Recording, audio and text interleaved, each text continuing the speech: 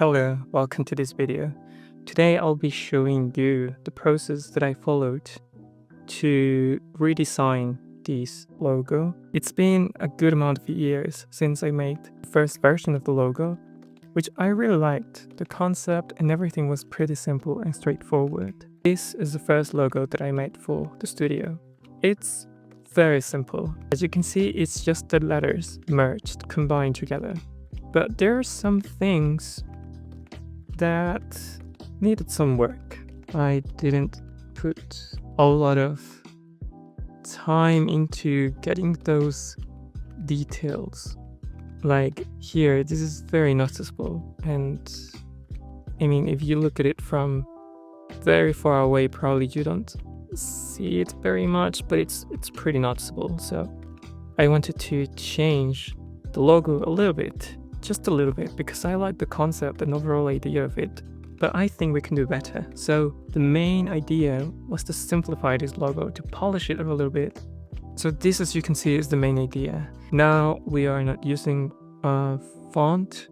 I actually made these shapes based on the font, of course, but I didn't like the way it looked with the moon shape on the D.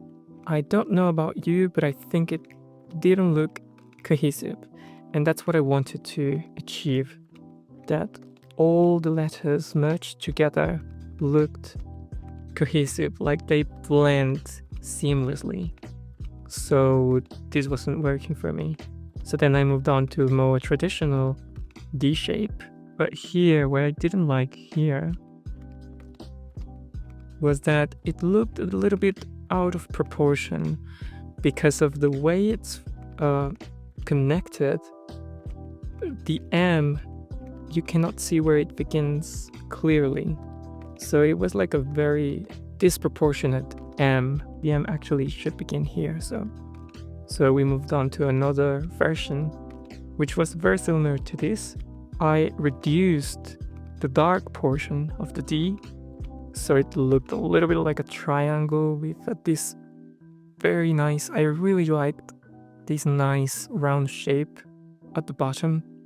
So this version, I really liked it after playing a little bit with the shape. But still, it had the same problem. I condensed a little bit the typography, but then it still looked a little bit out of proportion because now I didn't have anything to relate to this M. So although it was very cohesive to me, it still needed some work. And that's how we got to the final version of the logo, which was to reduce the size of the D a little bit more and make it so that this line here, we moved that line over here. So it's right in the middle of the triangle, and so it looks proportionate to the M and the Z.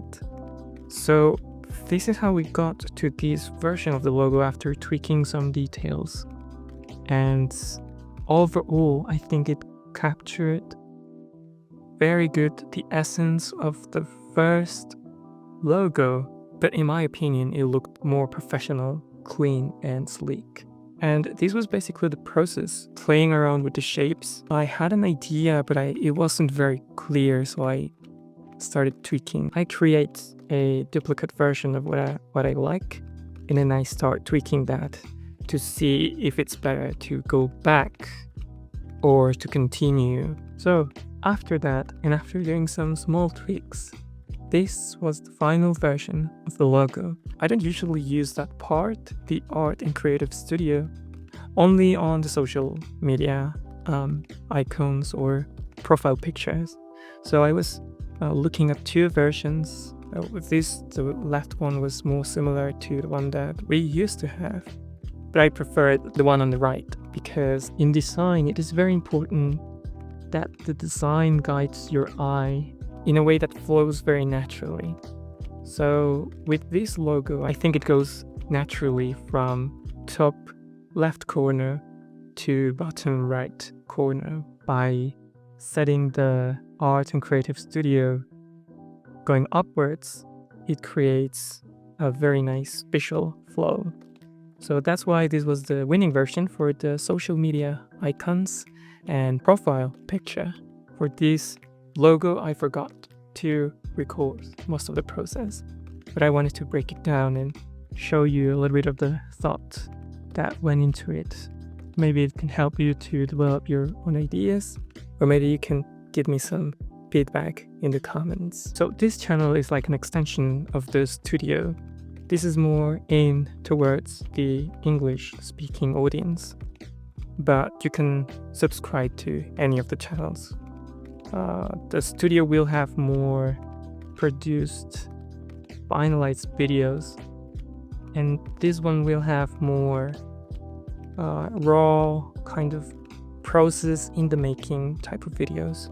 So if you like both, you can subscribe to both. The studio is in Spanish though, but I will add English subtitles every now and then.